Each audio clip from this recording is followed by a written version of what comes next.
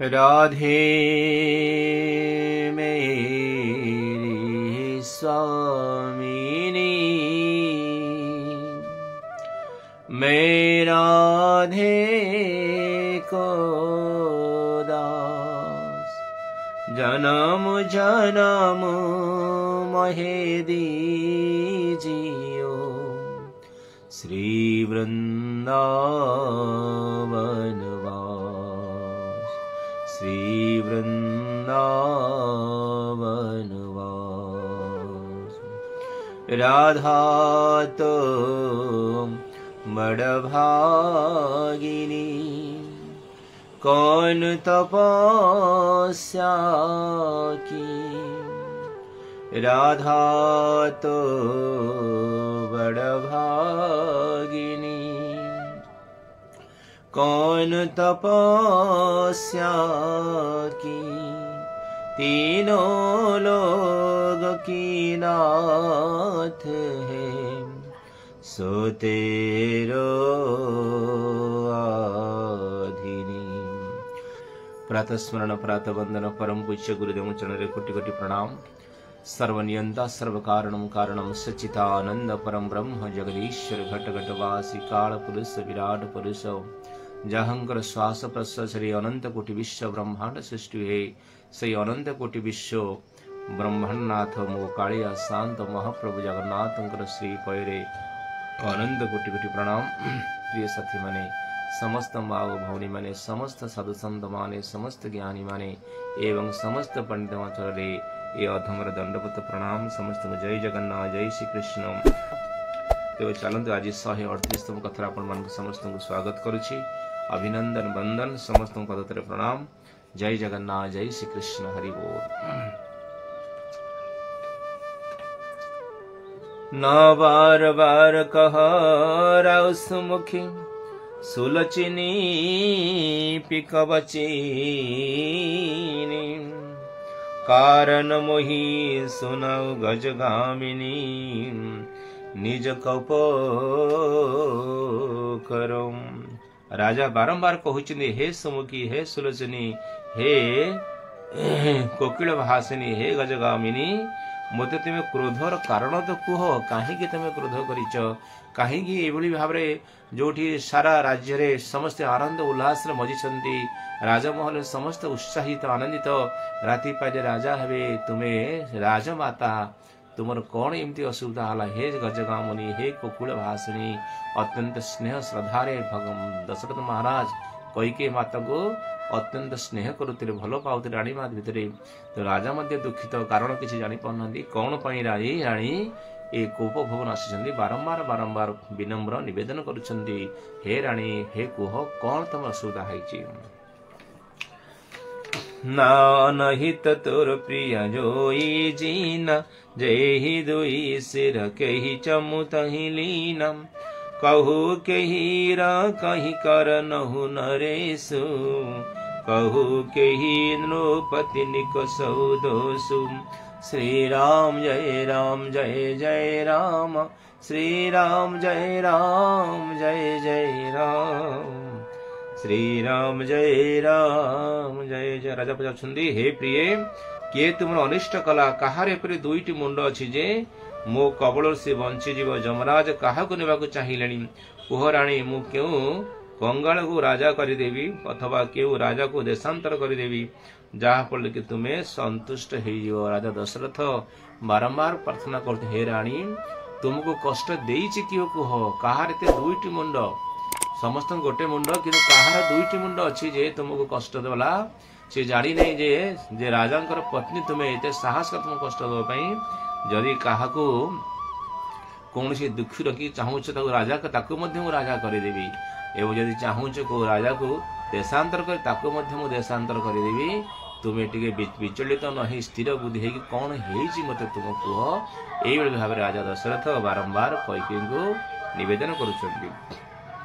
न सकहु तोरो अरि अमर उमारी, कह कीट बपुरे नर नारी, का जानहि मोर स्वभाव बरूरु, मनु तय आनन चंद चकोरु।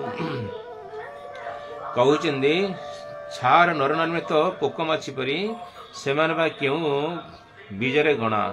ତୁମର ଶତ୍ରୁ ଯଦି କୌଣସି ଦେବତା ହୋଇଥାଏ ତେବେ ମୁଁ ତାକୁ ବି ମାରି ଦେଇପାରେ। ହେ ସୁନ୍ଦରୀ, ତୁମେ ମୋର ସ୍ୱଭାବ ଜାଣିଛ। ମୋ ମନ ସର୍ବଦା ତୁମ ମୁଖ ଚନ୍ଦ୍ରରେ ପାଖରେ ବକର ହୋଇକି ରହିଛି। ହେ ଦେବୀ, ଏ ଛାର ମଣିଷ ତ ଛାଡ଼, ଆକୁ ତ ମୋତେ 1 ମିନିଟ୍ ସମୟ ଲାଗିବ। ଯଦି କୌଣସି ଦେବତା ମଧ୍ୟ ତୁମ ପ୍ରତି ଅତ୍ୟାଚାର କରିଛି, ଅନାଚାର କରିଛି, କୁଦୃଷ୍ଟିରେ ଦେଖିଛି, କ'ଣ କିଛି ଅନିଷ୍ଟ କରିଛି, ତ ତାକୁ ମଧ୍ୟ ମୁଁ ମାରିଦେବାକୁ ସକ୍ଷମ ଅଛି।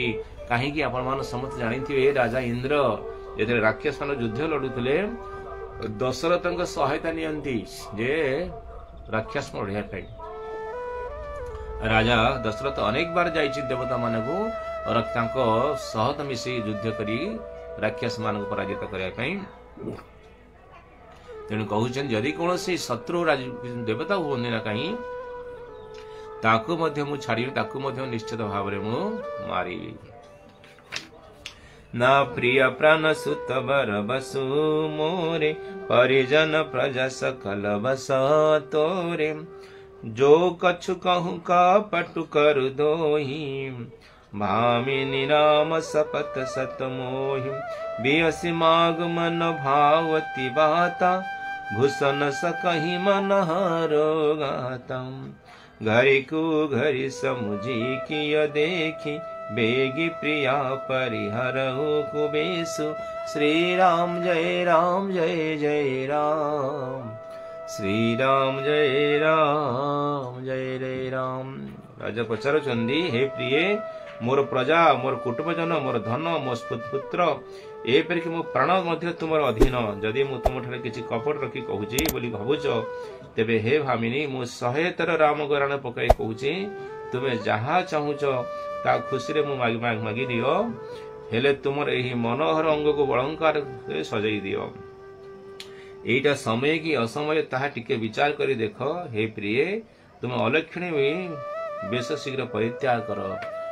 राजा दशरथ कहउचंदी, तुमको तुमे जहा मागी हम सब ही प्रदान करी। मोर सबुठ अत्यंत प्रिय होची राम। ता राम मु राम नाम 100 थर राम नाम धरी कहूची। हे सुंदरी, तुमे कौन चाहूच को, तुमे जहा चाहो सब किछि पूर्ण करी। कि तुमर अलक्षणी भेष ये जो माने समस्त वेश परित्याग करना, तो ये वेश को तुम्हें त्याग करी से वेश को परिधान कर। अत्यंत सुंदर तुम्हें तुम शरीर एवं तुमको देखी मो मन मोर प्रसन्न हो जाए। आज ये भाव रूप ये भाव अव्यवस्था देखी मते मन को बहुत कष्ट होची। तेणु मु कौन कपट छंद तुम पाखे रखु नहीं। तुम्हें कुह कौन तुम आवश्यकता अच्छी। नाई ये हसुनि मन गुनी शपथ बड़ी, बिहसी उठी मती मंदु। भूषण सजते बिलोकी मृगु, मनहु की रतिनी फंदी। यह शुणी राजा एते बड़ राण पकाइले देखी मंदबुद्धि कई हसी उठिले एवं गहना गांठी पिंधिବାକୁ ଲାଗିଲେ। ଜାଣନ୍ତୁ ମୃଗ ଦେଖି ଶବଣୀକୁ ଫାନ୍ଦି ତିଆରି କଲା। राजा जेभଳି ଭାବରେ ରାମଙ୍କର 100 ଥର ରାଣ ଖାଇଗଲେ। ଏଥର କୈକେୟୀ ନିଶ୍ଚିତ ହେଇଗଲା ଯେ ମୋ କଥା ଏଥର ମୋର କଟୁ କାମ କରିବ। ରାଜା ମୋର କଣ କଲେ ନା ମୋର ଅଣ୍ଡରକୁ ଆସିଗଲେ। ତେଣୁ କୈକେୟୀ ଉଠି ସମସ୍ତ ବେଶବାସନା ଯାହା ସବୁ ତଳେ ଫିଙ୍ଗି ଦେଇଥିଲେ ସବୁ ତ ପିନ୍ଧିବାକୁ ଲାଗିଲେ। ଠୋଠ ହସିବାକୁ ଲାଗିଲେ କି ରାଜା ଏଥିରେ ରାମରାଣ ଖାଇଛନ୍ତି, ଆଉ କୌଣସି ବିଚଳିତ ହେବେ ନାହିଁ। ଏବେ ରାଜା ମୋର ଅଧୀନରେ ଅଛନ୍ତି। ମୁଁ ଯାହା କହିବି ରାଜା ମୋ କଥା ନିଶ୍ଚିତ ଭାବରେ ରଖିବେ, ମାନିବେ। ନା ପୁନି कहराउ श्रुहृद जिय जानी, प्रेम पुलकी मृदु मंजुल बानी। भामिनी भय उतर मन भावा, घर घर नगर आनंद बधावा। कैकेयी को सुहृद बोली भावी राजा दशरथ मने मने प्रेम पुलकित होई कोमल मधुर कंठरे कहिले, हे भामिनी एथर तुम्हें मनस्कामना पूर्ण हैला। नगरर घरे घरे आनंद बाजा बाजिलाणी। राजा जानी नांती कैकेयी मनरे कौन चालुची। राजा भावुचंदी जे कैकेयी बोधे राजा को राम को राजा करे पे जिद धरी अटिछंदी। तेणु राजा अत्यंत आनंदरे कहूचे तुम मनवांछा पूर्ण हैला, जहा चाहूथिलो। कहीं कैकेयी बारंबार चाहूथिले जे राजा किभଳି भाव राम किभଳି भाव जल्दी राजा हुंतु। କିନ୍ତୁ ଏଭଳି ଭାବରେ ଛନ୍ଦ କପଟ କୁବୁଦ୍ଧି ପଶିଛି ବୋଲି କହି ବୋଲି ରାଜା ଜାଣିନାହାନ୍ତି। ତେଣୁ ରାଜା କହୁଛନ୍ତି ଯାହା ଆଜି ସାରା ନଗର ଆନନ୍ଦିତ, ତୁମେ ଯାହା ଚାହୁଁଛ ତାକୁ ମୁଁ ପୂରଣ କରିଦେଇଛି ଏବଂ ଏଥିରେ ତୁମ ଯାହା ମାଗୁଛ ମାଗ, କିନ୍ତୁ ରାମ ଏଥରକର ରାଜା ହବ। ଏଭଳି ଭାବରେ ରାଜା ଦଶରଥ କୈକେୟୀକୁ କହୁଛନ୍ତି। ନା ରାମ ହିଁ ଦେଉ କାଲିକୁ ବୁରାଜୁ, ସଜହି ସୁଲୋଚିନି ମଙ୍ଗଲ ସାଜୁ, ଦଲକି ଉଠାଉ ଶୁନି ହୃଦୟ କଠାରୁ, ଜନୁ ଛୁଇ ଗୟୁ ପାକତର ତେରୁ। କହୁଛନ୍ତି କାଲି ମୁଁ ରାମଙ୍କୁ ଯୁବରାଜ ପତ୍ର ଦେଇଦେଇଛି, ତେଣୁ ତୁମେ ଶୁଣେଇ ନା, ତୁମେ ମଙ୍ଗଳ ସାଜବା ନିଜକୁ ସଜାଅ। ଏତିକି ଶୁଣିବା ମାତ୍ରରେ କୈକେୟୀ କଠୋର ହୃଦୟ ତମକୁ ଉଠିଲା, ସତ ଯେପରି କେହି ତାଙ୍କର ପାଚିଲା ବଥରେ ହାତ ମାରିଦେଲା। ଯେତେବେଳେ ରାଧା ଦଶରଥ କହିଥିଲେ ହେ ସୁନ୍ଦରୀ, ହେ ରାଣୀ, ତୁମର ମନବାଞ୍ଛାକୁ ପୂର୍ଣ୍ଣ କରିଛି, କାଲି ସକାଳେ ରାମକୁ ରାଜା କରିଦେଉଛି, ତାର ମଙ୍ଗଳ କାମନା କାଲିଠି ହବ, କାଲି ତାର ଶୁଭ ଅଧିବାସ ହବ। ଏ କଥା ଶୁଣି କୈକେୟୀ ଆହୁରି ତାତିଗଲେ, ଆହୁରି ରାଗିଗଲେ। ଏଠି ତୁଳସୀଦାସ କହୁଛି ଏଭଳି ଭାବରେ ପାଚିଲା ବଥକୁ ହାତ ଯାହା କଷ୍ଟ ହୁଏ ସେଇଭଳି ଅତ୍ୟନ୍ତ କଷ୍ଟ ହେଲା କୈକେୟୀ ମାତାକୁ। ନା ଔଷୌ ପିରବି ହସିତେ ହି ଗୋଇ, ଚୋର ନାରୀ କିମି ପ୍ରଗଟିନ ଲୋଇ, ଲଖଇନ ଭୂପ କପଟ ଚତୁରାଇ, କୋଟି କୋଟି ଲମନି ଗୁରୁ ପଢାଇ। କହୁଛନ୍ତି ଚୋରର ସ୍ତ୍ରୀ ଯେପରି ପ୍ରକାଶରେ କାନ୍ଦେ ନାହିଁ, ଚୋର ସ୍ତ୍ରୀ କଣ କରେ ଲୁଚି ଲୁଚି କାନ୍ଦେ ଏବଂ କଣ କରେ ସମସ୍ତଙ୍କର କାନ୍ଦେ ନାହିଁ। କୈକେୟୀ ସେହିପରି ମନର ସେହି ଦାରୁଣ ବ୍ୟଥାକୁ ହୃଦୟରେ ଚାପି ରଖିଲେ। କୈକେୟୀ ସେଭଳି ଭାବରେ ବୁଝି ପାରୁଛନ୍ତି ଯେ ମୁଁ କଣ ପାଇଁ ଏଠି ରୁଷ୍ଟ ହେଇକି ଆସିଛି, କୋପ ଘରେ କାହିଁକି ଆସିଛି। ତେଣୁ ସେଭଳି ଭାବରେ ତାଙ୍କୁ ମଧ୍ୟ ଅନେକ କଷ୍ଟ ହେଲା। ଯେହେତୁ କୁଟିଳାଙ୍କ ଶିରୋମଣି ଗୁରୁ ମନ୍ଥରା ତାଙ୍କୁ ଚାତୁର ଶିଖାଇଥିଲା, ତେଣୁ ରାଜା ତାଙ୍କର ସେହି କପଟ ଚାତୁରୀକୁ ଲକ୍ଷ୍ୟ କରିପାରିଲେ ନାହିଁ। ରାଜା ଭାବୁଛନ୍ତି ବୋଧେ ଇଏ ରାମକୁ ରାଜା କରିବା ପାଇଁ ଏଭଳି ଭାବରେ କୋପ ଭଉନ ଆସିଛନ୍ତି, କିନ୍ତୁ ମନ୍ଥରା ଯେଭଳି ଭାବରେ ତାଙ୍କର ମତିକୁ ଭ୍ରଷ୍ଟ କରିଦେଇଛି ଏବଂ କପଟ ଚାତୁରତା ଭିତରେ ପ୍ରବେଶ କରିଛି, ରାଜା ଦଶରଥ ସହଜ କଥାକୁ ବୁଝିପାରିଲେ ନାହିଁ। ନା ଯଦ୍ୟପି ନୀତି ନିପୁନ ନର ନାହୁ, ନାରୀ ଚରିତ ଗଲ ଦିଧି ଗାହୁ, କପଟ ସନେହୁ ବଢାଇ ବହୋରି, ବୋଲି ବି ହସି ନୟନ ମୃଦୁ ମୋରି। ଯଦି ବି ରାଜା ନୀତିରେ ନିପୁଣ, ତଥାପି ସ୍ତ୍ରୀ ଚରିତ୍ର ହେଉଛି ଅଗାଧ ସମୁଦ୍ର। ତେଣୁ କୈକେୟୀ କପଟ ପ୍ରେମ ବଢାଇ ଉପରକୁ ପ୍ରେମ ଦେଖାଇ ଆଖି ଓ ମୁହଁ ମୋଡ଼ି ତାଙ୍କ ଚାହାଣୀରେ ହସି ହସି କହିଲେ। କିନ୍ତୁ ରାଜା ଯେଭଳି ଭାବରେ କୈକେୟୀ ଅତ୍ୟନ୍ତ ସ୍ନେହ କରନ୍ତି, କିନ୍ତୁ ସ୍ତ୍ରୀର ଚରିତ୍ରକୁ ବୁଝିବା କଠିନ ହେଇଥାଏ, ଅଗାଧ ସମୁଦ୍ର ପରି ହେଇଥାଏ।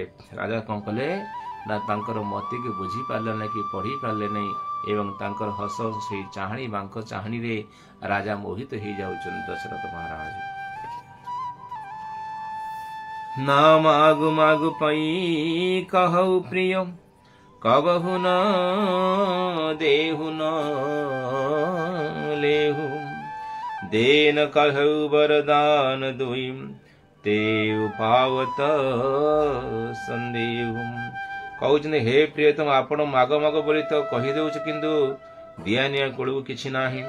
ଆପଣ ମୋତେ 2ଟି ବର ଦେବ ବୋଲି ଯାହା କହିଥିଲେ ସେତିକି ମିଳିବା ବି ସନ୍ଦେହ। କୈକେୟୀ ମାତା ଛଳନାରେ କହୁଛନ୍ତି ହେ ରାଜା, ଆପଣ ତ ମାଗ ମାଗ ବୋଲି କହୁଛନ୍ତି, କିନ୍ତୁ ମାଗିଲେ ଆପଣ କଣ ଦେବେ ମୁଁ କିଛି ବିଶ୍ୱାସ କରିପାରୁନାହିଁ। 2ଟି ବର ମୋର ଆଗରେ ଆଜି ପର୍ଯ୍ୟନ୍ତ ବାକି ଅଛି, ତଥାପି କେବେ ଆପଣ କହୁନାହାନ୍ତି ମିଳିବ କି ନ ମିଳିବ, ସେ ମଧ୍ୟ ସନ୍ଦେହରେ ଅଛି। ଆପଣ କଥା ଦିଅନ୍ତୁ, ବଚନ ଦିଅନ୍ତୁ, 2ଟି ବର ମୋର ଯାହା ମାଗିଥିଲେ ବାକି ଥିଲା ତାକୁ ମୁଁ ଆଜି ମାଗିବି। जानहु मरम राउ हसी कहई, तुमई कोहब परम प्रिय हई, थाती राखी न मगी गौ काऊ, बिसरी गयऊ मोहि भोर सुभाऊ। कौज राजा हसी हसी कहले ओहो एते बेले जाई मु तुम उद्देश्य बुझी पारिली, तेणु तुमर ए अभिमान करबाटा मते खूब भल लागिला। प्रकृति रे देखिया गले तुमे सही बर 2टी मो पाखे साइट रखी दे आज जाए केबे हेले मागी ना हो, मोर भोला स्वभाव होइतरु मु भी ताहा भूली जाईची। एते राजा खुश हो एइथमे तळे तुमे एठी कोप भवन आसितर दुख करूथलो, कपट करूथलो, ताले मु भी भोला मन भूली जाईची। तेबे कुह तुम 2टी बर कोन दरकार अछि, तुम्हें जिते चाह चाहिए मागी नहीं पार न छूटऊ हम दोषु जन देहु दुई कई चारि मागी मकुलो रघुकुल रीति सदा चली आई प्राण जाहू बर बचन न जाऊ मिछटार मते दोष दियो नहीं चाहिए दीटा बदल मु चारिटा बर भी तुमको कौन करी मागी नियो तेणु प्राण जाए एवं वचन न जाए हूँ रघुकुल रीति हे राणी तुम्हें सन्देह करे नहीं ए रघुकुल हूँ प्राण देदेव किंतु वचन के झूठा कर तुम्हें दुईटा कौन चार चार्टा पर माग मु बहुत प्रसन्न अच्छी काली मोर राम राजा हम बहुत प्रसन्न अच्छी जहाँ मागुच माग नहीं असत्य समपातक पुंजा गिर सम दोहि की कोटि क गुंजा सत्य मूल सब सत्कृत सुहाए वेद पुराण विदित मनु गाय असत्य परी पापराशि आउ नाही कोटि कोटि काईच मिसिल सुधा कौन हेबो पर्वत समान हो सत्य ही सकल पुण्य मूल एक कथा वेद पुराण भी प्रसिद्ध एवं मनु मध्य कही राजा बारंबार बारंबार शपथ दौन हे राणी तुम्हें मत झूठा बोली भावना असत्य बोली भावना मु हूँ से रघुकुल वंश मोर जात एवं रघुकुल रीति सदा चली आई प्राण जाए पर वचन न जाए तेणु निश्चित भाव में तुम मु वरदान को पूर्ण करी जहाँ मागिब मु तुमको ही प्रदान करी